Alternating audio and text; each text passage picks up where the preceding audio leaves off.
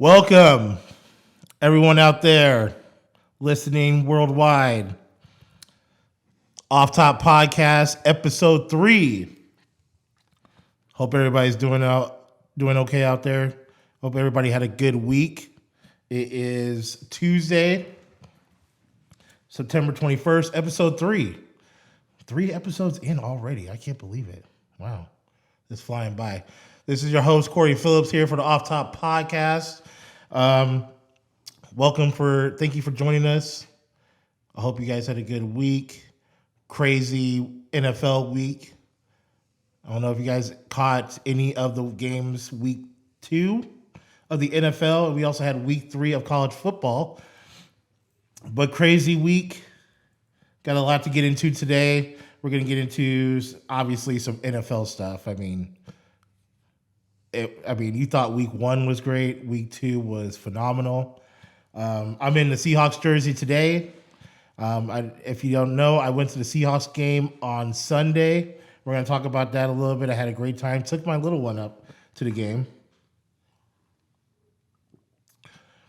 She said it was super fun. But I think she likes baseball a little bit more because we go to Mariners games all the time. This was like her second NFL game that she went to. The first time she went to an NFL game, she was about 6 years old. And I remember because the Seahawks were playing the Packers Monday Night Football. So she's probably too young to remember that. But she does remember some of the recent Mariners games that we've gone to. I don't really take her to a lot of NFL games because it's a different vibe when you go to an NFL game compared to a baseball game. Now, when you go to a Mariners game or any baseball game for that matter, you got your section of the people who are kicking it, drinking a lot in the bullpen, by the bullpen, in the beer garden. And you have families that go to the game. They just spend time with their family, sit in the seats. Me, I'm kind of 50-50. Sometimes I like going with the family. And sometimes I like going with my friends and just go ham. But I always have fun taking my girls to any sporting event. But it was just me and her, because I only had 2 tickets. It was just me and her going to the Seahawks game. And we had a great time, but we'll get into that in a little bit. There's some NBA stuff. Ben Simmons, we're going to talk about him today. Man, he is pissing me off. I got some words about Ben Simmons coming up because he's being dumb. And some other crazy news and a lot of injuries from the NFL too. A lot of injuries. But the one crazy story that I read this morning, and it's coming from New Orleans. And New Orleans, Louisiana, and basically the whole South had that hurricane about a couple weeks ago. So the Saints have not been playing or practicing back home in New Orleans. They've been in Dallas. They've been in Jacksonville, Florida. So nobody's been in the Superdome very often. And this story came across today that the Superdome, which they were pressure washing because they were getting it painted next week, the roof caught on fire. Now, I don't know, the reports doesn't say how the roof caught on fire. It was a weird story because the guy is up there pressure washing. When you pressure wash, I don't know about anybody else, but when I was a kid or working in food service, every once in a while we would bring out the pressure washer. And I just like the way, there'll be gum or a lot of dirt on the ground. And the pressure washer it blows everything up and it just looks like the pavement is brand new. And they were pressure washing it to get it ready to get painted next week. And somehow, I don't know if it was something electrical or there was a spark or something. I don't know how that would happen when you're pressure washing because it's water and a soap. But around 12:30 local time, the roof, there's smoke coming out of the roof, and there's video of it. I saw the video on ESPN today. And I was like, what the hell's going on? I don't get it. You don't think that something you're pressure washing something or anything that something will catch on fire, but apparently it did. There was it was in the gutter system, which caught the roof on fire. Fire department came in, took care of it, contained it. But that was a weird story this morning. I was dumbfounded because I was like, what is going on? But anyway, um, but New Orleans, I mean, it doesn't affect the scheduling for the New Orleans Saints because they're going to be on the road the next couple weeks, and they won't be back into their home stadium until first week of October, which is great. One person got injured, some minor burns and injuries. I mean, other than that, nothing substantial. Thank goodness. Everybody was safe except for that one person. But minor injuries, I'll take that as a win. But weird story today. That was something unexpected that I didn't wasn't expecting to see. Top headlines: Louisiana Superdome is caught on fire and burning. But anyway, back to some of the NFL topics and stuff. But before I get to the NFL stuff, the other story that came out today was about Ben Simmons. Now, I've gone in depth on Ben Simmons and his approach or work ethic. I mean, I think Ben Simmons is an amazing talent. He's a good player. He's an overall number one pick from the 76ers.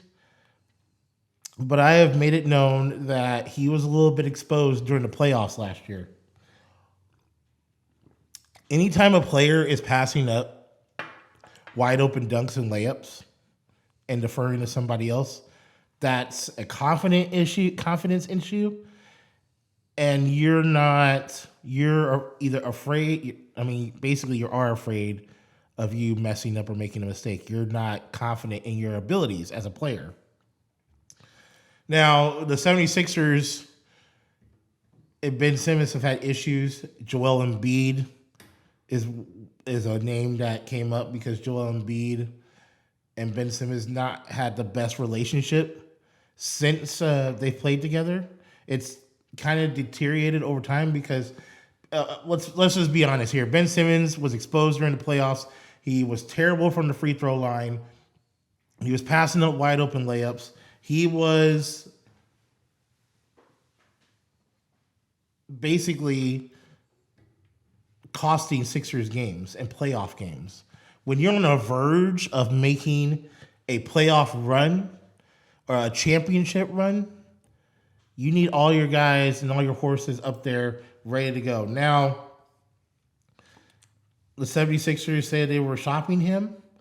And then this week, Ben Simmons said that he will not be reporting to training camp and he won't be playing for the team anymore. Now, that being said, he's still under contract with the 76ers. Now, if you're the 76ers, you're not going to get a king's ransom for him. At this point in time, you need to think about maximizing what you're going to get in return for him. And there's only a few teams that I can see making a move for him. One of those teams being the Golden State Warriors. Now, what do you give up if you're Golden State? Probably Andrew Wiggins. You don't give up Draymond. You don't give up Clay. Obviously, you're not going to give up Steph, right? But you have some other pieces that you can get up in compensation, maybe a couple draft picks. I'm saying Andrew Wiggins and maybe 2 first-round picks. That should suffice for the 76ers, I think. But the other team, I think, would be in a good spot to pick him up would be the Portland Trailblazers. And the reason why I think the Portland Trailblazers would be a good shot, because at this point, and I've been saying this for the last couple of years, the Portland Trailblazers are a good team, but they need somebody else to make that next step. And I think you need to break up CJ McCollum, Damian Lillard, and get another guy in there that's going to help with the offense as far and also on the defensive end. Because let's face it, CJ McCollum, he's a defensive liability. He's a great shooter. He's going to give you 24, 25 points a game, 7 to 8 assists. He is a sharpshooter from three-point range, but the combination of the two, maybe the two of the, that's probably a top 5 backcourt, but you got to get somebody else in there to spread the ball around a little bit more, have a little bit more size. Ben Simmons can play the 1, 2, or the 3 position because of his height and his strength. But I just feel this is not a surprise to me like it is for some people. And that's because Ben Simmons was talking, he was chirping, running his mouth, and I'm like, he's just going about it the wrong way. He's going about it the wrong way, and I feel that a trade needs to happen, but you're not going to get it, like I said, you're not going to get a king's ransom for Ben Simmons because of the deficiencies on the offensive end. He's about a jump shot away from being an elite player, honestly. So we'll see what happens down the road, but he's come out and said he will not report to camp, and he said he's done with the 76ers. So we'll see what the 76ers are going to do in the meantime. Another new NBA, couple other NBA notes. Klay Thompson's is making good progress in rehab. He should be ready to go by the start of the season. Remember, the NBA season starts in a few weeks, so we'll see what happens there. And I'm super excited for my Lakers. Let's go. And then finally, kind of one player that I have followed for basically his entire career who announced his retirement today, and that's J.J. Redick. J.J. Redick, who is at the age of 37, announced his retirement today on his podcast. J.J. Redick, he's been around for 15 seasons in the NBA. He's one of the, I wouldn't say one of the greatest, but he's probably one of the most consistent three-point shooters in the NBA that he's seen. He has played for a number of teams. But J.J. Redick was a sharpshooter when he was playing. And, I mean, even though he was a defensive liability and couldn't really take it to the hole or beat you off of penetration, beat you off the dribble and stuff like that, but when it comes to sharpshooting, three-point shooting, J.J. Redick, he's up there, man. And he's going to be missed. But I'm sure he's got his podcast going, just like I'm trying to do the podcast, and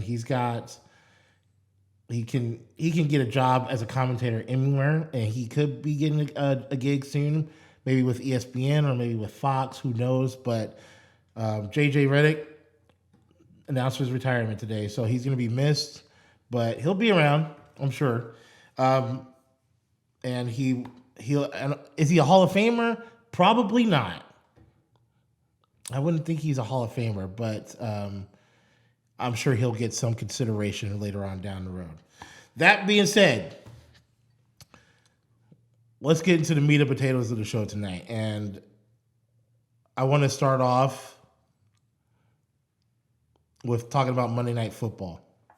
Now, I don't know if anybody watched the game last night. Obviously, the big storyline was Aaron Rodgers and the Green Bay Packers. Now, let's backtrack here for a second. As you know, Aaron Rodgers had some beef, had some conflicts with the front office of the Green Bay Packers on their choice of a draft pick a couple years ago. Last year, he had the MVP season. They came short of going to the Super Bowl. This year, there was problems in the front office. He was saying he wanted out. He's still under contract. They came to some kind of mutual agreement. This is probably going to be his last year as a Green Bay Packer. That being said, last week, they get blown out week 1 by the New Orleans Saints. Like, blown out. And it was probably the worst game I've seen Aaron Rodgers play.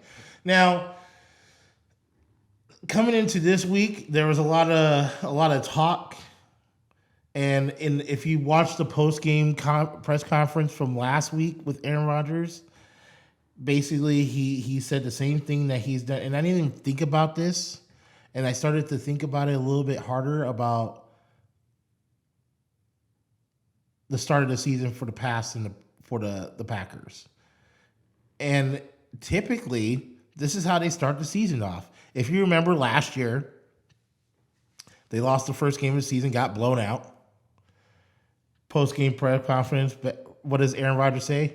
Everybody needs to relax, right? And he basically said the same thing without spelling it out for people last week. So the big storyline was like, how was the Packers going to look? They looked really flat. Even the head coach said they looked flat. They didn't look like they were energized and anything like that. But boy, did they put on a show last night. Now, we're talking about the Packers here playing the Detroit Lions. The Detroit Lions, I thought a lot of people gave them too much credit for the close game that they had with the 49ers week 1 because a lot of those points came in garbage time. So going into this week, even though they only lost by 6, the numbers for the Detroit Lions were a little bit inflated. I'm talking about Jared Goff. I'm talking about Hawkinson. I'm talking about Deontay Swift, Jamal Williams, stuff like that. And going into this week, I was like, I don't think they're going to put up those same numbers this week against the Packers, even though the Packers defense is not very good. But what happens? What did we see? We saw a blowout last night. Final score 35-17. Aaron Rodgers throws for 255. He was 22 for 27 passing, 4 touchdowns. 3 of those touchdowns that he threw were to Aaron Jones, which, by the way, cost me a win in fantasy football, but we won't get into that right yet. But this was to be expected, and this is a trend that has happened with the Green Bay Packers for years, since Aaron Rodgers has been at the helm. Packers start off slow. They might come out the gates really slow. Next week, they're like, hey, everybody relax. We got this. And what does he do? He throws 4 touchdown passes. So the Packers win, first win of the season. Aaron Jones went off. He had 4 touchdowns total. He had 1 rushing and 3 receiving. So it was a great day for him. He also had 67 yards rushing. Davante Adams. I think Davante Adams is one of the best wide receivers in the game. He's probably top right now. I don't see... I mean, if you can name... Maybe Tyreek Hill is the slight edge, but Davante Adams is number 1 in my book. Stephon Diggs is good too. So that was the result from last night. The Lions gave it a run. I mean, they were up 17-14 at halftime, and then the Packers scored 21 unanswered points. You can't win like that. And they couldn't stop the run for anything. So I think, and then the interesting part about this whole situation is the press conference after the game. He goes up to the mic, he's talking. One of the reporters asked him a question, and he's talking about some of the plays in the running game and how it was. And then one of the other reporters starts asking him a question, and then Aaron Rodgers is like, I'm done. I'm not done yet. And he cuts the reporter off, and then there was just like silence for like 10, 15 seconds. And then he comes back onto the mic, and he's like, okay, go ahead. I was like, Aaron Rodgers is a nut. And then the reporter asked him, hey, Aaron, I know they were saying you guys didn't look like you were into it, like you didn't have any confidence going in the game, or if you didn't care. We all know you do care, but what do you say to those people? And Aaron Rodgers kind of looked down at the podium, and he kind of laughed. He kind of smirked a little bit and laughed a little, and he's like, when you hear all the bullshit, it's kind of nice to get a win like this and shove it back in people's faces for at least 1 week.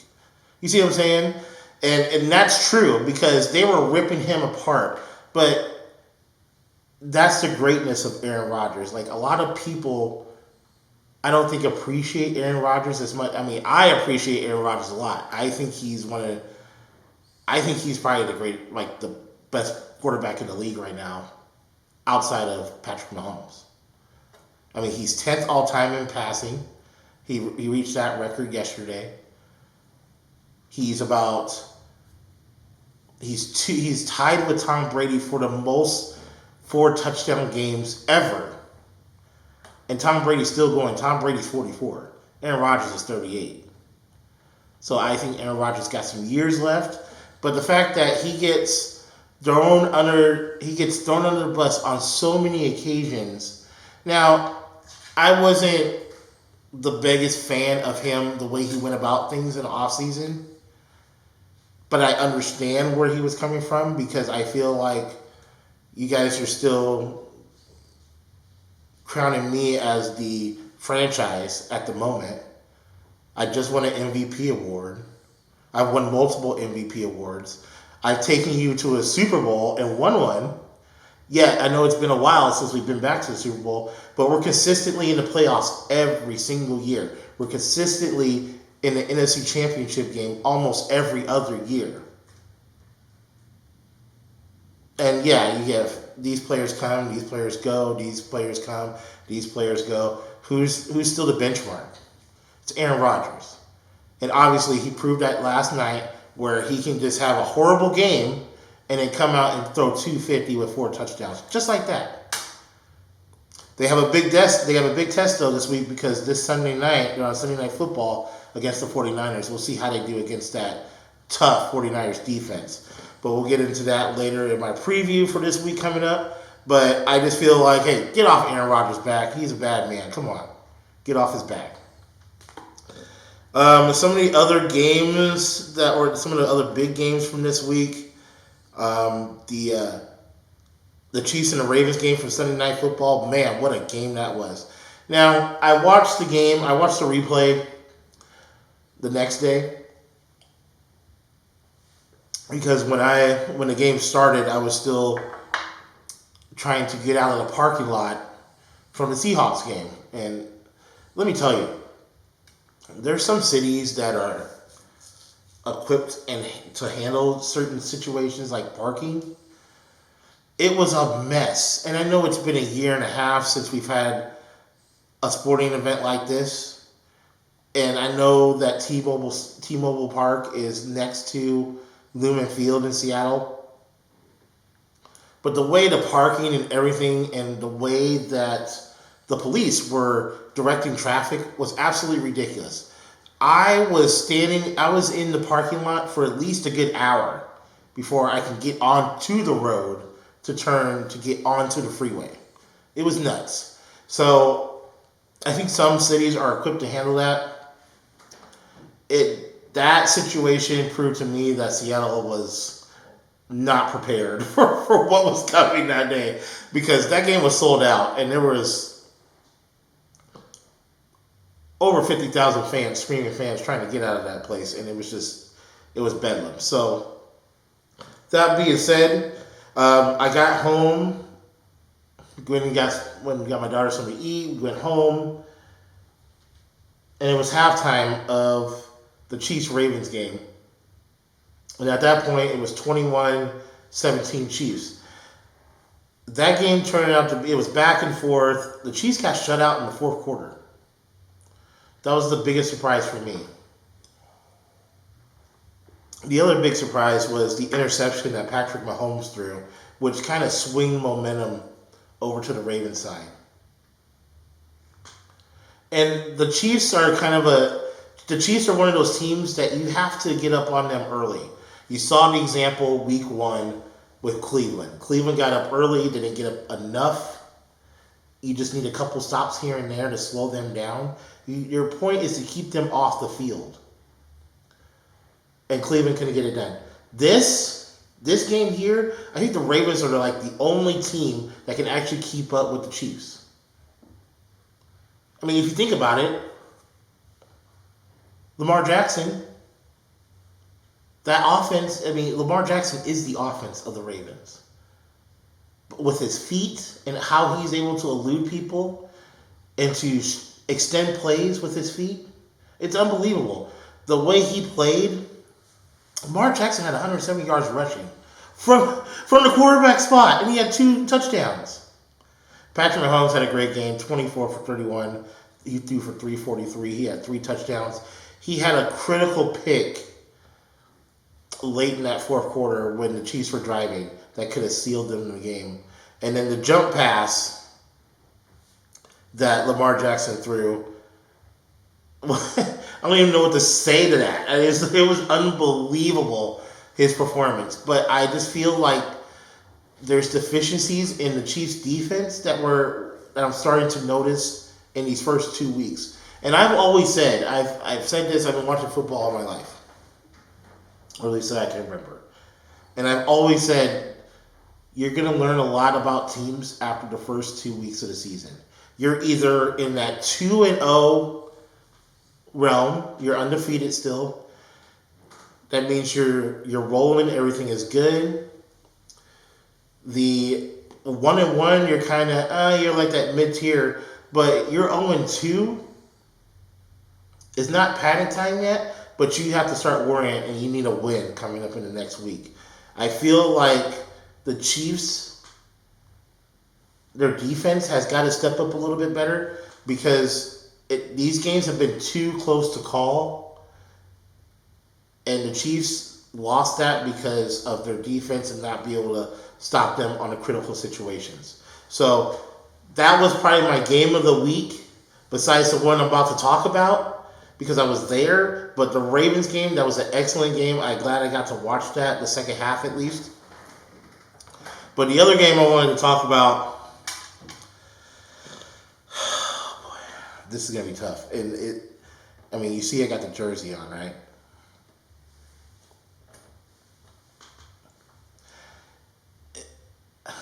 Words cannot describe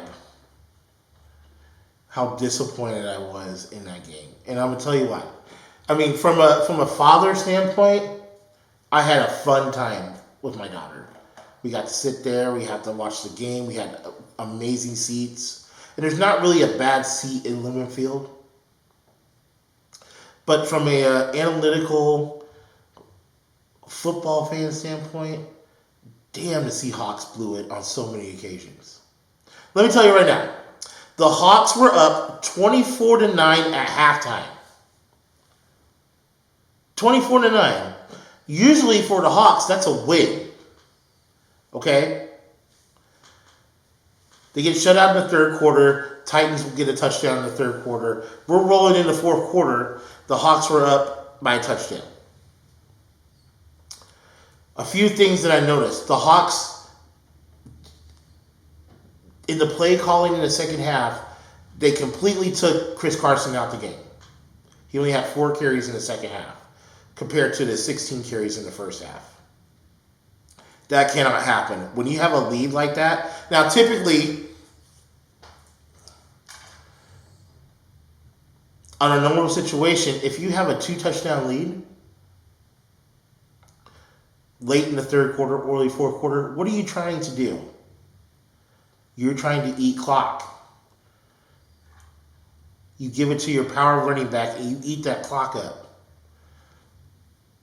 Kill some time, put pressure on the opposing team, because then it forces them to have to throw downfield and not give it to their best player, a la Derrick Henry, he got an 80-yard touchdown on one play.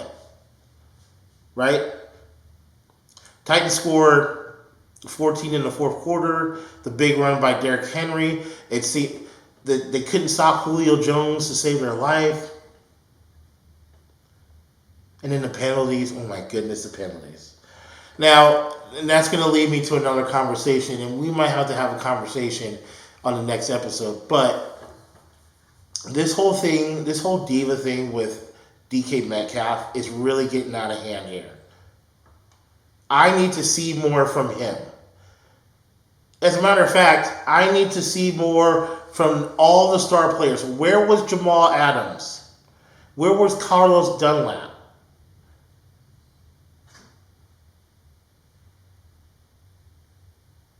Russell Wilson did his thing. Russell Wilson did his thing. Tyler Lockett, amazing game. 8 catches for 178 yards and a touchdown. That's elite. But on the other side of that, DK with 6 catches for 53 yards. Come on, man. You're like 6'5". You're like 220. Chiseled out of stone. And you got called you got penalized on one play twice. You got penalized for pass interference, and I believe it was taunting. He got penalized twice on one play. He got 5 penalties alone, just DK. I mean, overall, the team had like 10, 11 penalties for like 109 yards. You're not going to win games like that. And then the other thing I was noticing, the Seahawks they work the sidelines a lot. They don't go over the middle. They don't work the middle of the field at all. It's either a sideline play to DK or Tyler Lockett, or they'll throw over the top, or they'll do a screen pass to Chris Carson or whoever's in the backfield, or Russell scrambling, trying to make a play. Nothing in the middle. You got to work the middle, because then your safeties have to back off a little bit. Those corners were playing man-to-man basically the entire game. And then on top of that, the defense is a problem. And I said it from episode 1, and I'm saying it episode 3. The Seahawks have got to establish a pass rush if they're going to actually win games or stay in games. Because right now, we have a mess at quarterback position, because you got Trey Flowers or DJ Reed back there. They don't know what they're doing. They're giving up big plays. Jamal Adams ain't blitzing. It's like I was saying at the game. I was like, what are we paying him for? We just gave him all this money. We just gave him I'm not saying we. I'm saying as a Seahawks fan, the Seahawks gave him all this money. We basically put ourselves in a bad spot when we traded for him. The Seahawks gave up 3 draft picks, first rounders, or there's like 2 first rounders and a 3rd round pick for Jamal Adams.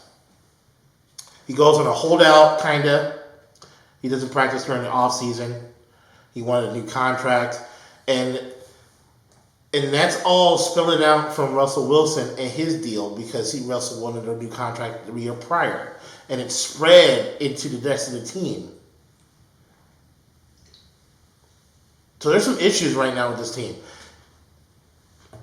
Overtime, plenty of chances to win.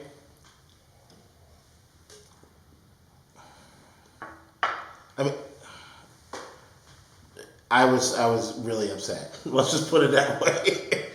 But in all seriousness, the defense couldn't establish any type of pressure. You know Derrick Henry is going to get the ball. Put Mormon in the box.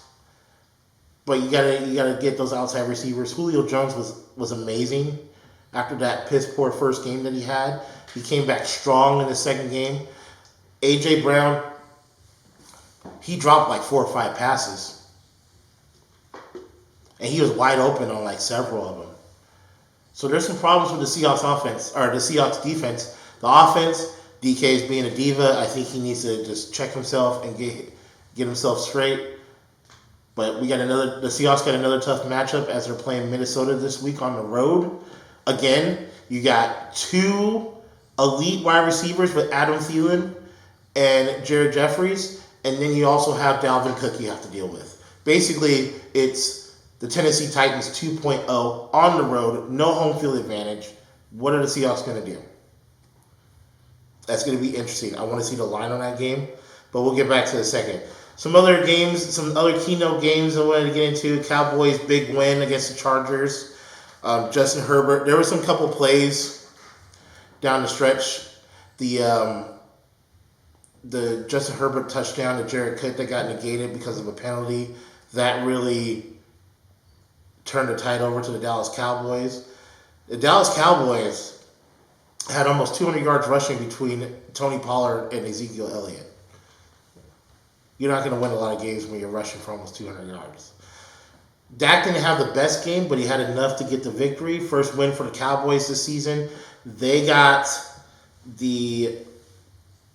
back home on Monday Night Football against the Philadelphia Eagles, so that'll be an interesting game. The Cowboys and the Eagles always play great games. Always. So I'll be looking forward to see that game. The Cardinals, they're a problem for the rest of the league because the Cardinals are 2-0. They won in a crazy game against Minnesota, 34-33. Kyler Murray, 29 for 36, 400 yards and 3 touchdowns. He had 4 total touchdowns. He had 1 rushing. And to note this, after week 2, we have only 7 undefeated teams left. 7. We have the Los Angeles Rams. You got the Arizona Cardinals. You have the San Francisco 49ers. You got the Carolina Panthers are undefeated. Yeah, that's right. I said it. The Carolina Panthers, 2-0. The Las Vegas Raiders, they're also undefeated. The Denver Broncos are undefeated. And there's one more team that's undefeated that I'm missing. Oh, yeah, that's right. The world champs, the Tampa Bay Buccaneers. Those are undefeated. So you got 7 undefeated teams. Only 2 of them from the AFC, which is pretty interesting. But, week 2, you usually have typically in a normal season, you usually have 9 or 10 undefeated teams. But we're down to 7. So we'll see what happens this week. Injury news. We got some crazy injury news. Number 1. There was a report out of from the Colts camp, Indianapolis Colts. Carson Wentz sprained both of his ankles. You only get 2. Right? So I don't understand. I almost feel bad for the guy.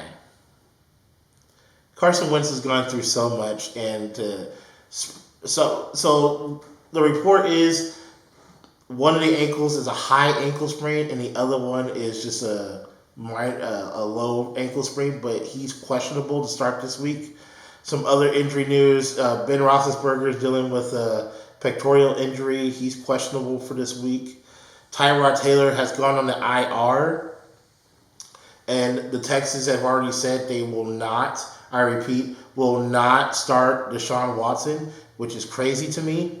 And Jarvis Landry of the Cleveland Browns is on IR. He'll be out at least 3 to 4 games. So those are some of the injury news from this week. Couple other things I wanted to get into. Now, this week 3 coming up,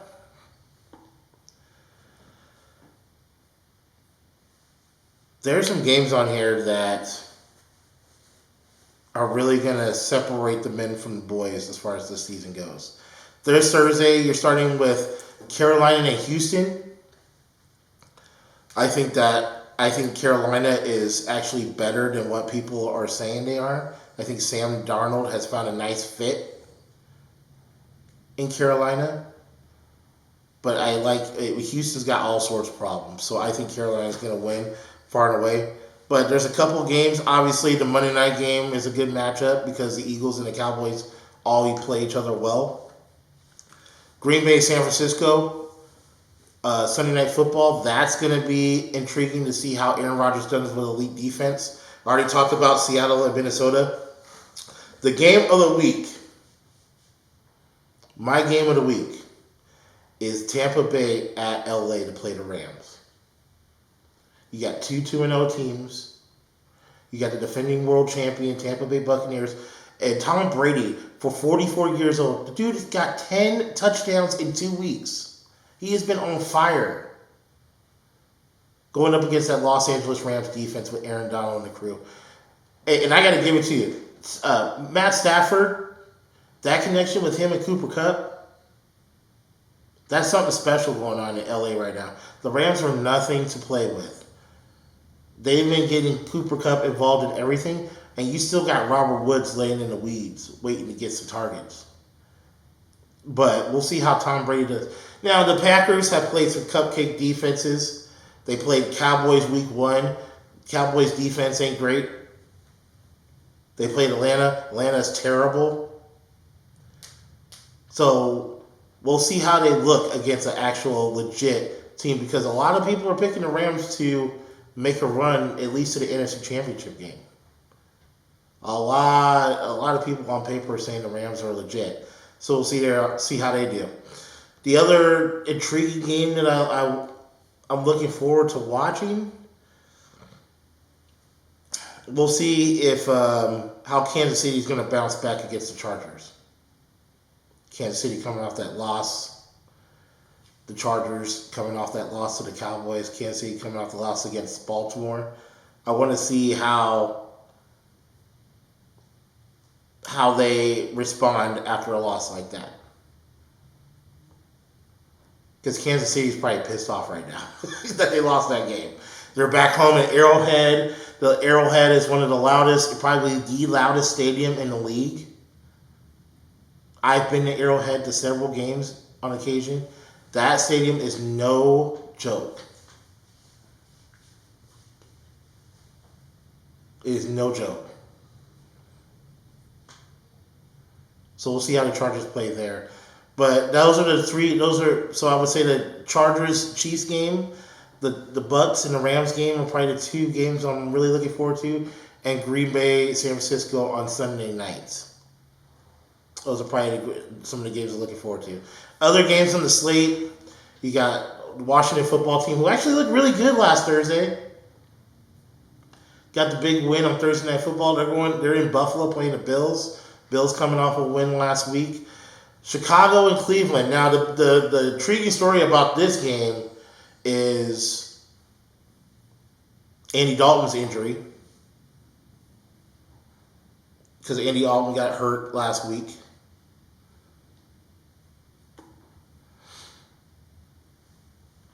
Baker Mayfield hasn't been playing his best this year. Cleveland, with all that talent, they're still 1-1, but they haven't looked great. Odell Beckham, where is he at? He's still questionable to play. Andy Dalton's questionable to play. So are we going to see Justin Fields in his first start? I hope we do, but I kind of hope we don't, because I don't want to see him going against that defense. That defense is going to be tough. Cleveland's a 7-point favorite at home against the Bears. That line could change depending on who they start at quarterback. But the problem with this situation is crazy, because Matt Nagy is under the hot seat. He doesn't want to start his franchise quarterback so soon, which I understand. But you have no choice right now. I think David Montgomery is one of the most utilized backs in the league, and he doesn't get enough shine. But he's legit. And I have him in my fantasy too. There's a reason why. David Montgomery is legit. He's a man.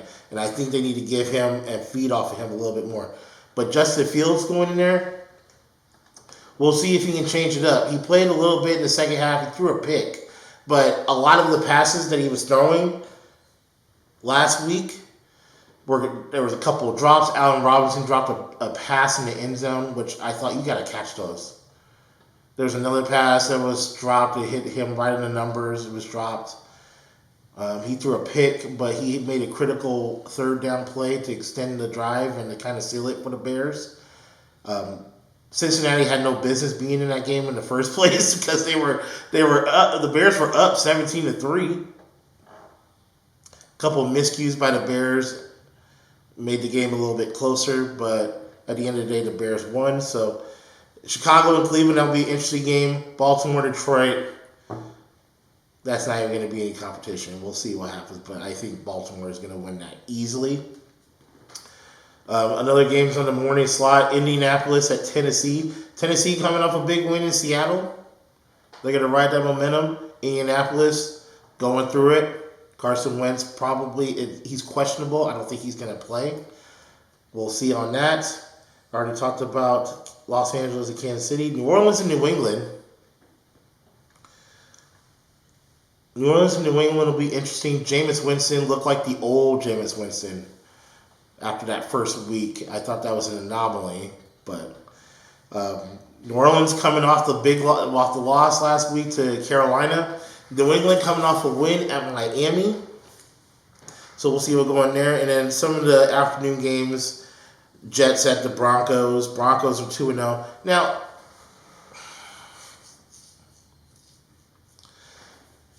there's two teams that I wanted to get into real quickly that we need to have a conversation to see if these guys are real or not. And that's the Broncos and that's the Raiders.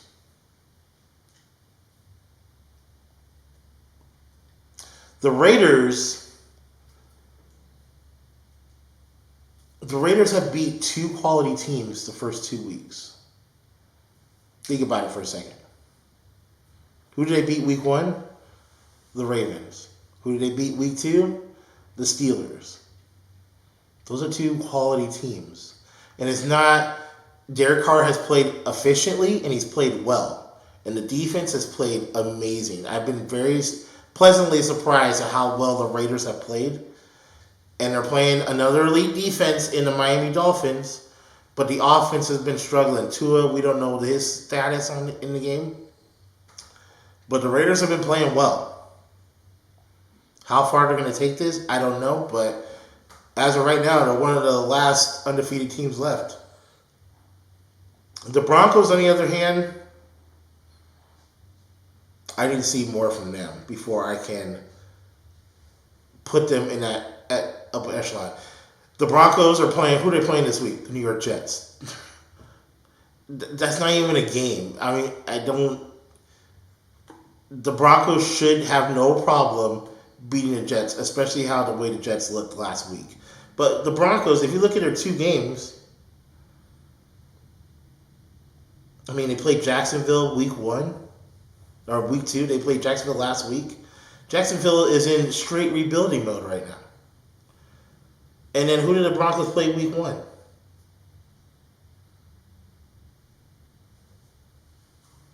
I mean, it's not even. I think people overreact to this stuff in the beginning, and I was like, you need to come back down to reality a little bit. The Broncos played They played Jacksonville last week. They played the New York Giants week 1, a New York Giants team that, again, they're kind of trying to find themselves. Daniel Jones, Galladay, Sterling Shepard. You got a Saquon Barkley, first game back in over a year. There's a lot of questions. There was a lot of questions about the Broncos going to week 1. But I'll give you credit where credit's due. Teddy Two Gloves, my guy, Teddy Two Gloves, a.k.a. Teddy Bridgewater, he's been playing well. Now, out of the 2 teams, who do I think is going to go further? I have to say it would be the Raiders, as of right now. Because I haven't seen the Broncos play anybody legit. Where we've seen the Raiders play 2 legitimate playoff teams in the first 2 weeks of the season. Now, the Broncos' schedule gets a little bit tougher after this week because this week they're not playing anybody again. They're playing the Jets. But after that, they start playing legitimate teams in their own division. They're going to start seeing the Chiefs. They're going to start seeing the Raiders. They're going to start seeing the Chargers. Those are 3 legitimate teams right there. We'll see if the Broncos can be able to overcome and make through and see if they can hang with the rest of the undefeated teams. But this week we got some exciting NFL stuff coming up. Week 3 of the schedule. Next week, we're going to start breaking down some baseball playoffs because we got 11 or 12 games left until the season is over. We got some playoff implications stuff coming up. Baseball is winding down. We're kind of getting to that point of the year where the baseball's winding down. And I think baseball has one of the best playoff systems in all the four major sports. And I get excited to talk about wild card playoff stuff because it's one and done. You win or you go home, period. So baseball playoffs will be heating up. We still got a battle in the American League and the National League playoff series, so we'll see what's going on there. We're going to recap week 3 next week. Obviously, after these first 2 weeks, week 3 is critical.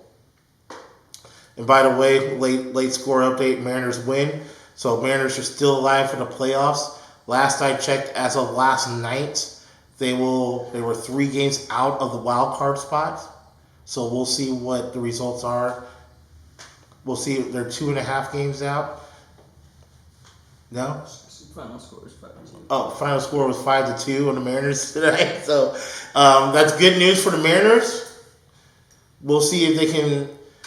I mean, they got some tough teams to overcome. They're playing Oakland. Tomorrow's the last of their 3-game stretch with the Oakland A's. Then they have the Angels, and then they have their last homestand. The last 6 games are going to be at home. So they're chasing Toronto. They're chasing Oakland, which actually now they're probably tied with Oakland with the win today. And they're also chasing New York and Boston. So the last 2 weeks of the season are going to be intense. We also got week 3, and then the NBA is getting ready to start here in a couple weeks. So we got a lot going on. But Thursday night football, Carolina and Houston. Check it out this week. Comment, reply, text, Facebook, all social media platforms. The show will be on all social media platforms. So don't be afraid to comment any of the videos. And if you see anything, share and like the page. And we'll see you guys next week. We're going to be getting, like I said, we're going to be getting some NFL stuff. And we're going to get into some baseball, some MLB playoff stuff. So I'll catch you guys later. Until next time, peace and love.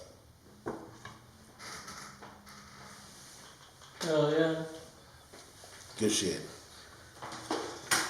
That was solid. I was gonna say, Like and definitely share. at the end of the video, no matter what, like, share, subscribe, and then say. Yeah.